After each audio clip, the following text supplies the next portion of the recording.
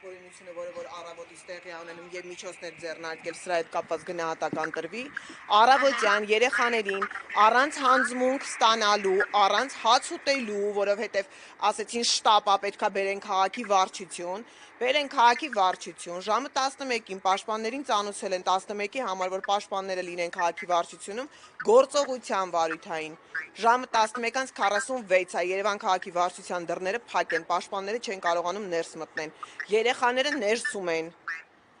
Մենք մինչև այս պահը ներս չենք։ Քաղաքի վարչության շենքում, Պարուր Սևակ 4։ Ես խնդրում եմ ձեր արագ միջամտությունը։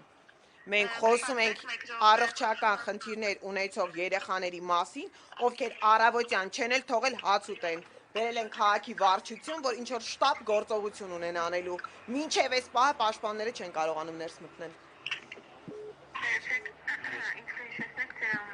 Լուսինե Մարտիրոսյան։ Խնդրում եմ այս անգամ արագ արձագանքեք, չլինի այնպես, ինչպես բերման ենթարկելու օրը, երբ որ բոլոր գործողությունները ավարտվեց, նոր պաշտպանները կարողացան բարձրանալ իրենց մոտ։ Ես ես կխնդրեմ նշեք դրասած երեխաների Դավիթ եւ Միքայել Մինասյաններ։ Ալիկ Դավիթ եւ Միքայել։ Մինասյաններ, Այո, տարիքը կասեք, 18 տարեկան են։ Ձեզ մոտ արդեն մի քանի զանգ եղել է։ Քաղաքի վարչությունն էլ Պարուր Սևակի 4 հասցեում է։ Կարծում եմ այսքան ինֆորմացիան բավարար է, ինչ որ արդեն գործողություն անելու։ Այո, ստեղ են, գիտեմ, ներսում են։ լավ, Տիկին Մարտիրոսյան,